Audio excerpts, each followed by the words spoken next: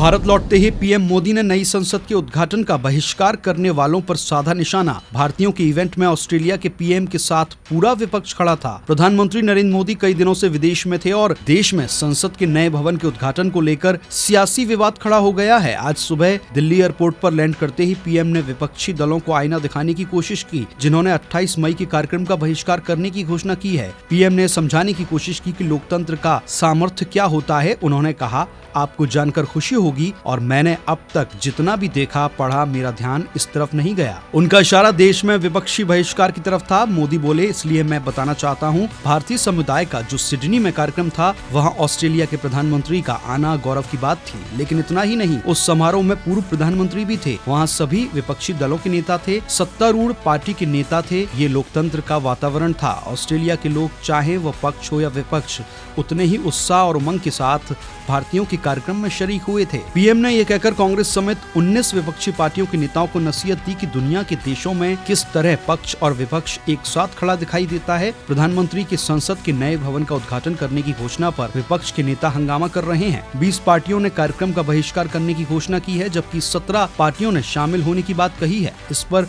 लोकतंत्र की दुहाई दी जा रही है। कांग्रेस समेत विपक्षी दलों का कहना है कि पीएम नहीं बल्कि राष्ट्रपति को इस भवन का उद्घाटन करना चाहिए। पीएम ने दिल्ली पहुंचते ही माहौल बदल दिया। सिडनी के कार्यक्रम का जिक्र करते हुए पीएम ने कहा कि भारत के प्रतिनिधि को भारत के सेवक का दोनों पक्ष उतना ही आदर और सत्कार कर रहे थे। यह यश मोदी का नहीं है, यह यश हिंदुस्तान के पुरुषार्थ का है, 140 करोड़ देशवासियों के जज्बे का है। इससे पहले पीएम मोदी के एयरपोर्ट पर उतरने के बाद भाजपा के नेता, कार्यकर्ता और सरकार के कई मंत्रियों ने पीएम का स्वागत किया। भारतीय समुदाय का जो कार्यक्रम था, वहां ऑस्ट्रेलिया के प्रधानमंत्री का आना गौरव की बात थी। लेकिन इतना ही नहीं, उस समारोह में पूर्व प्रधानमंत्री भी थे। उस समारोह में पूरी अपोजिशन पार्टी के मेंबर से, रूलिंग पार्टी के मेंबर्स से ये लोकतंत्र का वातावरण ऑस्ट्रेलिया के लोग में भारतीयों के प्रति, चाहे पक्ष सत्ता का हो चाहे पक्ष विपक्ष का हो, सबके सब मिलजुल करके भारतीय समुदाय के इस कार्यक्रम में उतने ही उमंग और उत्साह के साथ शरीक हुए थे।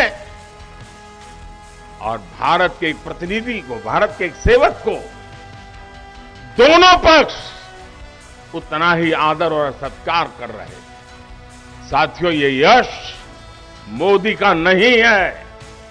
हम कतई ऐसी गलती मत करें। ये यश हिंदुस्तान के पुरुषार्थ का है, 140 करोड़ हिंदुस्तानियों के जज्बे का है। दोस्तों,